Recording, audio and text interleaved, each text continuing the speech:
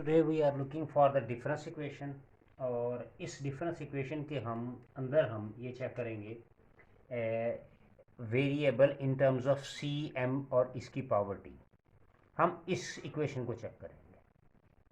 अच्छा, अब यहाँ पे सी एम टी बेसिकली ये क्या है? ये सक्सेसिव डिफरेंसेस होते हैं, लगातार डिफरेंस लेते हैं हम। सक्सेसिव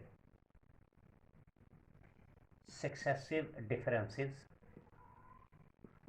डिफरेंसेस मीन्स कि इन दोनों का अगर डिफरेंस ले, इन दोनों का डिफरेंस ले, यानी कि अगर हम डेल डेल क्या कहते हैं उसे डेल वाई लें, डेल वाई, तो ये क्या आएगा? Y T plus one minus Y T.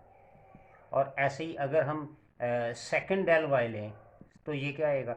Y T plus two minus Y T plus one. और ऐसे ही हम इनका डिफरेंस लेते जाएं, ऐसे ही हम इनके सक्सेसिव डिफरेंस लेते चले जाएं। तो सक्सेसिव डिफरेंस लेने के बाद जब हम इनको इकट्ठा करते हैं, मस्ट टुगेदर, इनको हम क्या करेंगे? इनको हम क्या करेंगे? Must together, must together. इनको जब इकट्ठा करेंगे तो क्या होगा? एक expression, a finite number of number of expression जो है वो वजूद में आ जाएगी। Expression will come which is in the form of C M T. हमारे पास ये इस तरह से आ जाएगा। यानी हम जितने भी इनके डिफरेंस लेते जाएंगे, इन डिफरेंसेस को जब हम सम करेंगे तो इसकी फॉर्म हमारे पास सी एम टी बन जाएगी। और यहाँ पे यहाँ पे हम कह लेते हैं कि सी एंड एम दोनों जो हैं बोथ आर कॉन्स्टेंट्स। ये दोनों क्या हैं? Are constant. तो ये एक बात तो हमारे पास क्लियर आ गई कि ये दो चीज़ें जो है ये हमने सी एम टी की फॉर्म में लेनी। अच्छा, अब अगर हम सी एम टी, अगर लेट से हम सपोज कर लेते हैं कि हमारे पास जो है वो एक डिफरेंस इक्वेशन है। हमारे पास डिफरेंस इक्वेशन है जी। हम सपोज कर लेते हैं कि Y T plus two plus A one Y T plus one plus A two Y T और इक्वल टू सी एम और टी है। ठीक है जी, हमारे पास ये एक डिफरेंस इक्वेशन लेट्स से। और हम सपोज कर लेते हैं कि वाई टी जो है हम इसको कह लेते हैं that becomes equal to a B M T. That becomes equal to a B M T. अगर वाई टी जो है वो बी एम टी है तो वाई टी प्लस वन क्या हो जाएगा? ये क्या हो जाएगा? बी एम और टी प्लस वन हो जाएगा। B M T plus one हो जाएगा। और इसी तरह से अगर वाई टी प्लस टू आ जाएगा तो ये क्या आ जाएगा? B M T plus two. तो ये मेरे पास फॉर्म बनती चली जाएगी। ठीक है, अब यही तीनों फॉर्म जो हैं अगर मैं इसमें सम अप करूं तो मेरे पास फॉर्म क्या बनेगी? B M T plus two A one B M T plus one plus B M T और equal to C M T. ठीक है, यहाँ से हम अगर वाई टू प्लस टू की जगह तो ये मेरे पास क्या आ जाएगा? B M T plus two plus A one और वाई टी की जगह आ जाएगा B M T plus one और ए टू आ जाएगा बी एम और इसकी पावर टी और ये आ जाएगा सी एम टी। अब इसको आप सेपरेट कर सकते हैं, बी वैसे लिख दें, इस एम टी लगा कर लें और एम स्केयर लगा कर लें। और इसी तरह से ए वन इसको सेपरेट कर लें, सेम इसी तरह से बी एम और इसकी पावर टी और सी एम टी। यहाँ से कॉमन ले लें, एक तो बी कॉमन ले लें और एक एम टी कॉमन ले लें, तो मेरे पास रह जाएगा एम स्केयर आ जाएगा, यहाँ पे ए वन एम रह जाएगा और यहाँ पे ए टू रह जाएगा। That becomes equal to C M T. ठीक है जी, अब आप क्या करें, ये एम टी से एम टी तो कैंसिल हो जाएगा, तो बी मेरे पास क्या हो जाएगा? B that becomes equal to C upon M square plus A one M plus A two. तो ये मेरे पास एक इक्वेशन आ जाएगी जो कि बी की फॉर्म में आ, that becomes equal to a B की फॉर्म में। अच्छा, अब जब ये बी की फॉर्म में आएगा तो मेरा पर्टिकुलर सोल्यूशन जो होगा, जो मेरा पर्टिकुलर सोल्यूशन होगा वाई पी जो होगा, यानी वाई पी जो है वो क्या होगा? वो बेसिकली ये मेरा बन जाएगा बी और एम की पावर टी, ये बन जाएगा। यानी यूँ इस तरह कह लें हम कि बी वैसे बी की जगह ये वैल्यू लिख देते हैं, हम बी की जगह हम वैल्यू लिख देते हैं C M square plus A1m plus A2 और m की पावर t, हम ये लिख देते हैं। अच्छा, अब यहाँ पे बड़ी इंपॉर्टेंट चीज़ है कि ये जो डिनोमिनेटर है ये यानी m square plus A1m plus A2 that is not equal to zero, ये ज़ीरो नहीं होना चाहिए। अगर ये ज़ीरो नहीं होगा, ठीक है, तो हम क्या करेंगे, वाई पी हम क्या निकालेंगे, वाई पी ये पर्टिकुलर इंटेग्रल निकलेगा, वाई पी निकलेगा जी बी एम टी। अगर ये ज़ीरो नहीं आएगा और अगर किसी सूरत में ये ज़ीरो आ जाता है, ज़ीरो आ जाए, ठीक है, यानी अगर किसी कंडीशन में if any one there will be becomes equal to a zero, तो फिर हमारे पास पर्टिकुलर इंटेग्रल क्या होगा, वाई पी क्या आ जाएगा, that becomes equal to B T M की पावर टी, क्या आ जाएगा बी टी स्केयर और एम की पावर टी।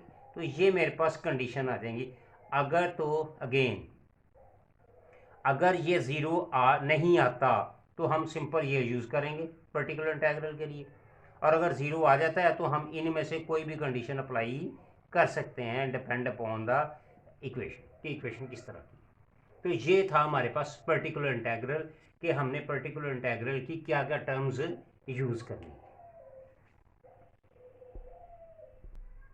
जी अब ये क्वेश्चन नंबर 1 है, हम करने लगे हैं डिफरेंस इक्वेशन का और हमने पर्टिकुलर इंटेग्रल फाइंड करना।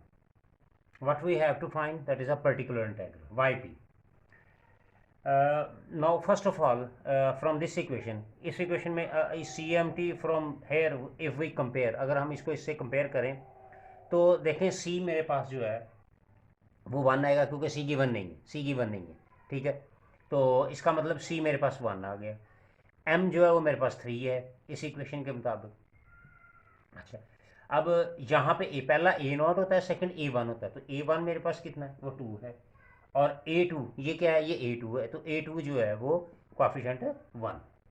अच्छा, सबसे पहला हमने वाई पी निकालने के लिए अभी हमने फाइंड किया कि हमें चेक करना पड़ेगा M square plus A1m plus A2 क्या ये ज़ीरो के इक्वल आ रहा है या नहीं आ रहा, पहले हमने ये चेक करना। M2 M कितना है जी 3, तो ये 3 का स्केयर आ गया। A1 कितना है जी, A1 मेरे पास 2 है, M कितना है 3, A2 कितना है 1, तो ये आ गया 9 प्लस 6 प्लस 1, तो ये आ गया जी, तो ये आ गया 16 आ गया।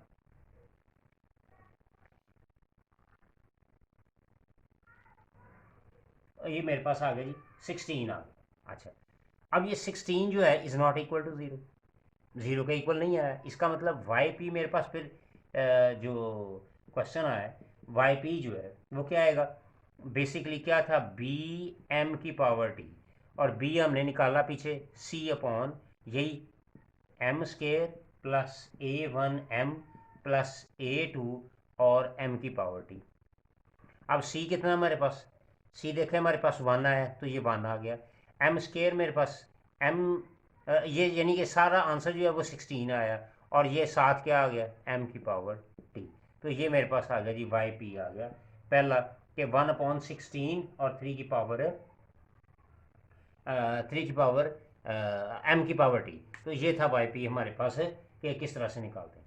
अब इसी तरह से एक और सेकंड हम क्वेश्चन करते हैं सेम इसी तरह से, और हम ये देखते हैं कि इसके ऊपर कंडीशन कौन सी अप्लाई जो है वो होगी। अब देखें यहाँ से अगर हम चेक करें तो अगेन हम यहाँ पे सी मेरे पास यहाँ पे देखें 2 है, सी 2 है, एम मेरे पास 6 है, ये पहला ए नोट है, दूसरा A1 है, तो A1 मेरे पास -5 है और A2 जो है वो -6 है। सबसे पहले हम क्या करेंगे, M square plus A1m plus A2 हम ये चेक करेंगे। एम स्केयर एम कितना है 6, तो ये 36 आ गया। A1 और m, A1 और m इन दोनों को मल्टीप्लाई करेंगे तो -36 -30 हो जाएगा, और A2 -6 है, इसका मतलब ये ज़ीरो आ गया, ये ज़ीरो कंडीशन आ गया। अब जब ये ज़ीरो कंडीशन आ जाए तो हम क्या करते हैं, फिर हम लगाएंगे वाई, हम ट्रायल सोल्यूशन यूज़ करेंगे। क्या करेंगे? Trial solution. यहाँ पे हम लिख लेते हैं कि ट्रायल सोल्यूशन जो है वो हम यूज़ करेंगे। तो वाई टी क्या आ जाएगा हमारे पास? बी टी और एम की पावर टी, बी टी और एम की पावर टी। अच्छा, जब हम इसको यूज़ करेंगे तो हमारे पास ये जो गिवन इक्वेशन है, ये जो हमें गिवन इक्वेशन दी हुई है, इसके अंदर हम पुट कर देंगे। यानी वाई टी को तो हमने कह दिया B M T plus one, ठीक है। तो वाई टी प्लस वन क्या हो जाएगा? वाई टी प्लस वन क्या आएगा? इसमें हम इक्वेशन आएगी, इस वाई टी प्लस टू में पुट करेंगे तो ये आ जाएगा बी टी प्लस टू और एम टी प्लस टू आ जाएगा, -5। अब वाई टी प्लस वन की जगह हम टी की जगह क्या करेंगे? टी प्लस वन कर देंगे। एम और इस टी की जगह भी हम क्या कर देंगे? T plus one, -6। आगे नेक्स्ट वाई टी आ रहा है, तो वाई टी को तो हमने ऑलरेडी यही कहा हुआ है, बी टी एम की पावर टी, और that becomes equal to C M और टी। अच्छा, अब यहाँ पे हमें सिर्फ जस्ट एम की वैल्यू पुट करनी है, एम की वैल्यू, तो यहाँ पे बी मिसिंग है, एम की वैल्यू पुट करनी है। चले, बी आ जाएगा टी प्लस टू, एम की वैल्यू हमारे पास है जी ये 6 दी हुई, तो ये 6, और इनको हम सेपरेट भी करने लगे, 6t और 6 की पावर 2। इसी तरह से 5b टी प्लस वन और 6 की पावर t और 6 की पावर 1, इनको भी सेपरेट कर दिया। 6bt और ये ऑलरेडी ये सेपरेट ही है, तो इसकी जगह हम सिंपल 6 पुट कर देंगे। और ये c मेरे पास 2 है, m मेरे पास 6 है, और t। यहाँ से देखें, यहाँ से कॉमन आ रहा है, तो आप सबसे पहले 6 की पावर टी कॉमन ले लें, और ये 6 का स्क्वायर कितना हो जाएगा? 36b into T plus two आ जाएगा, माइनस इसको मल्टीप्लाई करेंगे तो 30b आ जाएगा, और टी प्लस वन आ जाएगा, -6b और टी आ जाएगा, और यहाँ पे 2 इंटू 6 की पावर टी, ये इससे कैंसिल आउट हो जाएगा। अब इसको आप सिंपल मल्टीप्लाई कर लें, कितना आएगा? 36bt प्लस 72b -30bt आ गया, -30b आ गया, -6bt आ गया, और ये 2 आ गया। अब ये देखें, ये 36bt है और ये माइनस का आ रहा है, तो ये तो कैंसिल आउट हो गया, ये तो सिंपल कैंसिल आउट हो गया। और इन दोनों को अगर हम इकट्ठा करें तो ये 42b बन गया, 2 क्या आ गया, और b की वैल्यू मेरे पास 1/21 आ गया, 1/21 आ गया, b की वैल्यू मेरे पास 1/21। अच्छा, अब हमने बेसिकली फाइंड क्या करना है? Particular integral Y P. तो वाई पी जो है हमारे पास ट्रायल सोल्यूशन क्या बना था? बी टी एम की पावर टी। तो बी का आंसर क्या आया? 1/21, और टी और एम मेरे पास कितना आया? 6, और इसकी पावर भी टी। तो ये था जी हमारे पास पर्टिकुलर इंटीग्रल कि हमने ट्रायल सोल्यूशन कैसे निकालना है जी। एक और हम इसका सी पार्ट हम इसको डिस्कस करने लगे। देखें, इसके अंदर सबसे पहले तो जो हाईएस्ट पावर होती है उसका हम कोफिशिएंट 1 रखना होता है, तो इसका मतलब हम डिवाइड करेंगे। सो डिवाइडिंग बाई 3, सो हम डिवाइड कर देंगे 3 से। So what we have to get Y T plus 2, when we divide this to so 3yt that becomes equal to a 4 raised power t। तो ये मेरे पास आ गया। अब यहाँ पे अगर हम इसको जनरल इक्वेशन से कंपेयर करें तो यहाँ पे मैंने आपको बताया था कि ये a0 है, a1 यहाँ पे गिवन नहीं है, इसका मतलब a1 0 है। वाई टी प्लस वन जो है वो a1 होता है, वो नहीं है, वो 0 है। ये फिर a2 जो है वो हमें दिया हुआ है 3 दिया हुआ है, और इक्वेशन होती है सी एम टी, इसका मतलब सी मेरे पास 1 है और एम मेरे पास 4 है, एम मेरे पास 4 है।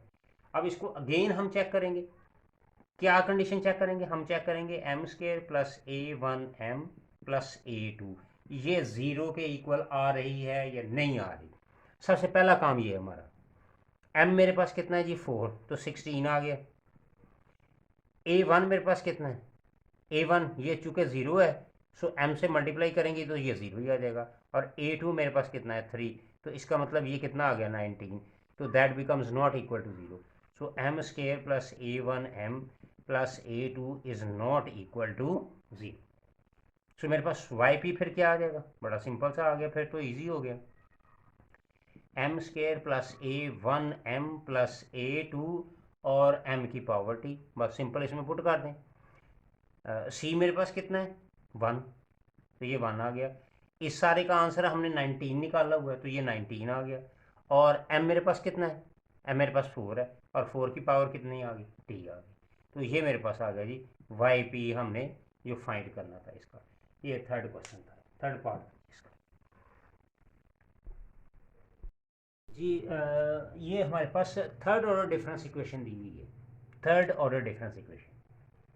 अच्छा, इस थर्ड ऑर्डर डिफरेंस इक्वेशन के ज़रिए हमने सिर्फ डिटर्मिनेंट फॉर्म बनानी है किसकी, शोर थ्योरम की. हमने सिर्फ, यानी कि हमने क्या, हमने निकालना क्या बेसिकली, हमने ये निकालना है del 1, del 2 और del 3. हमने ये तीन डिटर्मिनेंट की फॉर्म में हमने इसको लिख के दे रहे हैं. अब ये मेरे पास डिफरेंस इक्वेशन दी हुई है. ये मेरे पास यहाँ पे अगर मैं देखूँ तो ये मेरे पास A0 है, तो इसका मतलब यहाँ पे हम A0 लिख लें, वो ये क्या है 1 है. A1 मेरे पास A1 ही है, यानी कि जनरल फॉर्म दी हुई है, A1 A1 ही है, A2 A2 ही है, A3 ही दी हुई है.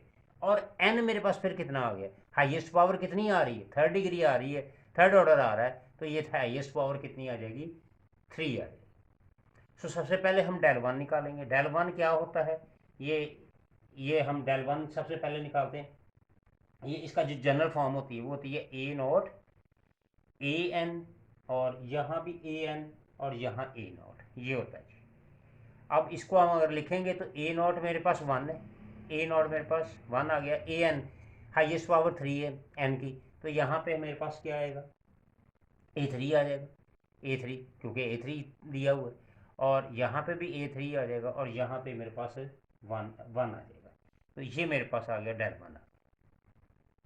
ठीक है जी. इसी तरह से अगर मैं del 2 निकालूँ, del 2, तो del 2 के अंदर हमने क्या करना है, 4x4 बेसिकली डिटर्मिनेंट बनना है, और उसके सब डिटर्मिनेंट 2x2 के बनेंगे. तो उसका जो बेसिक जनरल फार्मूला जो होता है वो हम पहले लिख लेते हैं. A0 0, फिर A1 आ जाएगा, A0 के बाद A1 आ जाएगा, और यहाँ पे फिर A0 आ जाएगा, ये A0 आ जाएगा. सेम इसी तरह से ये इसके सब डिटर्मिनेंट्स ऐसे बनेंगे जी, यहाँ पे सब डिटर्मिनेंट्स. अब बिल्कुल सेम इसी को रिवर्स करके यहाँ पे लिख लें, बिल्कुल सेम रिवर्स करके आप इसको यहाँ पे लिख लें. ये देखें यहाँ 0 दिया हुआ है, तो आप यहाँ पे 0 लिखेंगे और रिवर्स करके. ठीक है. और A1 जो है वो नीचे दिया हुआ है, तो यहाँ पे A1 लिखेंगे, बिल्कुल सेम. और फिर A0 बिल्कुल सेम ऐसे ही रहेगा, A0 ऐसे ही रहेगा. तो ये मेरे पास है जी 4x4 डिटर्मिनेंट. और जब हम यहाँ पे लिखेंगे, यहाँ पे लिखेंगे AN, यहाँ पे इसको एक कम करके लिखेंगे AN-1, और यहाँ पे 0 लिखेंगे, और यहाँ पे भी AN. अब इसको रिवर्स करके, यानी इसको रिवर्स करके आप इस साइड पे लिख लें, तो यहाँ पे जब रिवर्स करेंगे तो ये 0 जो है वो यहाँ पे आ जाएगा. ये देखें ये 0 इधर आ जाएगा, तो AN-1 जो है वो यहाँ पे आ जाएगा ये. और इसको हम AN लिखेंगे और इधर भी AN लिखेंगे, तो ये फॉर्म बन जाएगी. अच्छा, अब इसको जब हम अपनी इक्वेशन के अंदर फिट करेंगे तो ये मेरे पास क्या आएगा, देखिए ज़रा. A0 मेरे पास कितना है 1 है, तो वो पूरा डायगोनल जो होता है वो 1 होता है, ये याद रखें. तो यहाँ पे तो 0 आना ही आना है, और A1 मेरे पास A1 ही रहेगा. ठीक है. तो यहाँ पे भी 1 आएगा. सेम इसी तरह से AN, यहाँ पे मेरे पास जो AN आएगा वो हाईएस्ट पावर n की 3 है, तो A3 आ गया. ठीक है. और एक कम करके लिखेंगे, n-1 करके लिखेंगे, तो A2 लिखेंगे. यहाँ पे 0 आ जाएगा और A3 आ जाएगा. ठीक है जी. अच्छा, सेम इसी तरह से अगर हम इसको डॉटर से इस तरह से डॉटर करते हैं, तो ये इस तरह से. अब इन दोनों का रिवर्स जो है वो आप लिखते जाएं, बड़ा इजी हो जाएगा. यहाँ पे आप रिवर्स लिखेंगे तो यहाँ पे आ जाएगा, या इसको देख के आप लिख लें या इसको देख के लिख लें, वट एवर. तो यहाँ पे आ जाएगा 1 आ जाएगा, ये मेरे पास A1 आ जाएगा, ये 0 आ जाएगा, और यहाँ पे भी 1 आ जाएगा. तो ये मेरे पास फॉर्म आ जाएगी. अब इसको रिवर्स कर लें या इसको देख के लिख लें, वट एवर. तो यहाँ पे हाईएस्ट पावर A3 है, ये देखें यहाँ भी हाईएस्ट पावर A3 है तो यहाँ पे A3 लिख लें, ठीक है। तो यहाँ पे कम करके लिख लें, A2 लिखें और यहाँ पे 0 लिखें, तो ये del 2 हो जाएगा, ठीक है। अब हमारे पास रह गया del 3। तो हम यहाँ पे अब हम इसका del 3 का बना लेते हैं कि del 3 हमारे पास किस फॉर्म में बनेगा del 3 जो है। सो del 3 को हम लिखते हैं इसका, अब ये हमारे पास आएगा 3x3 के लिहाज से, ये याद रखिएगा 3x3 के लिहाज से आएगा। तो 3x3 के लिहाज से यहाँ पे सबसे पहले A0 आएगा, A0 फिर 0 और फिर 0, ये चीज़ आएगी। A0 आएगी, 0 और 0 ये फॉर्म में आ जाएगी। अच्छा जी, इसके बाद यहाँ पे अब इसको यहाँ से आपने 3x3 में बढ़ाते जाना है। A0 है, A1 करें और यहाँ पे A2 करें, देखो बढ़ा दें इसको इंक्रीज कर दें, ठीक है। और यहाँ पे फिर यहाँ पे क्या आएगा, A0 ही आएगा, क्योंकि डायगोनल तो सेम रहने हैं, डायगोनल में तो कोई फ़र्क नहीं आना ये, ठीक है। और ये बिल्कुल सेम आएगा A1, ये बिल्कुल सेम आएगा, ये डायगोनल में A0 आएगा, सब में A0 आएगा। यहाँ पे A1 आएगा, यहाँ A2 और यहाँ पे इसको कम करके देख लें तो यहाँ पे ये 0 आ जाएगा। तो ये देखें, ये आपके पास ट्रायंगल जो बन रही है ना, वो ये बन रही है। ये ज़रा ट्रायंगल को भी अभी मैं समझाता हूँ आपको, ट्रायंगल किस फॉर्म में बनती है।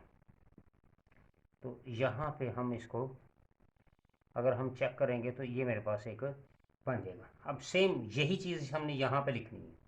अब ये जो लोअर ट्रायंगल है, ये जो लोअर ट्रायंगल की फॉर्म है, ये यहाँ पे नीचे आएगी, और ये जो अपर ट्रायंगल है ये ऊपर आ जाएगी। इसका मतलब यहाँ पे हम क्या लिखेंगे, हाईएस्ट यहाँ पे 1 आएगा, क्योंकि डायगोनल तो हमारे A0 आएगा, डायगोनल में तो कोई फ़र्क ही नहीं आना ना, वो तो सब में सेम ही रहना है, डायगोनल में तो सब सेम रहने। अच्छा, अब ये डायगोनल, अब ये चीज़ उठा के ऊपर कर दें आप यहाँ पे A0 के बाद, अब इसको बढ़ा दें, इंक्रीज कर दें, ये A1 आ जाएगा, ये A2 आ जाएगा, सिमिलर बिल्कुल। और यहाँ पे A1 कर दें और यहाँ 0 कर दें, यहाँ 0 कर दें, यहाँ 0 कर दें, सेम। अब जब इसको हम लिखेंगे हाईएस्ट पावर, यहाँ पे पहले लिखें आप हाईएस्ट पावर AN, यानी AN, ठीक है। और AN, चलो AN लिखें, AN जो बेसिकली 3 है तो AN लिखें, यहाँ पे एक कम कर दें AN-1, इस पर एक और मज़ीद कम कर दें AN-2 कर दें, फिर यहाँ पे 0 आएगा, यहाँ भी 0 आएगा, यहाँ भी 0 आएगा, क्योंकि ट्रायंगल पूरी बनानी है। यहाँ पे हाईएस्ट पावर करें, यहाँ पे एक कम कर दें और यहाँ पे हाईएस्ट पावर कर दें, ये आपकी बन गई, ठीक है। अब सेम इसी को उठा के आप इधर ले आएँ, बिल्कुल सेम। ये जो ज़ीरोज़ हैं जो ऊपर हैं वो यहाँ पे बना दें, ये 0, ये 0, ये 0, ये 0 बना दें यहाँ पे, ठीक है। अब यहाँ पे हाईएस्ट पावर यहाँ पे लिखें AN, अब कम करते जाएं, यहाँ से कम करें AN-1 और मज़ीद कम करें AN-2, यहाँ पे सेम AN ही रहेगी, यहाँ भी AN ही रहेगी, और यहाँ पे एक कम करें AN-1 कर दें, AN-1 कर दें। ये इसका है जनरल फार्मूला। अब आप देखें बड़ा आसान सा है। अब जहाँ पे N आ रहा है, यहाँ पे N आ रहा है, उसको कम करते जाएं, तो N को कम करेंगे तो यहाँ पे 3 आ जाएगा, ठीक है, क्योंकि हाईएस्ट पावर हमारे पास 3 है, N3 है। फिर यहाँ पे 2 आ जाएगा, यहाँ पे भी 2 आ जाएगा। तो अब ये खुद से आप बना लें, यहाँ पे भी 3 A3 आ जाएगा, यहाँ पे 2 आ जाएगा, यहाँ पे भी 2 आ जाएगा, ठीक है। A0 हमें गिवन है, वो 1 दिया हुआ था, A0 हमें गिवन है, तो ये मैंने आपको इसका जनरल फॉर्म लिख दिया है, इसमें आप जस्ट वैल्यूज पुट कर लें तो ये आपका डिटर्मिनेंट की फॉर्म में आ जाएगा।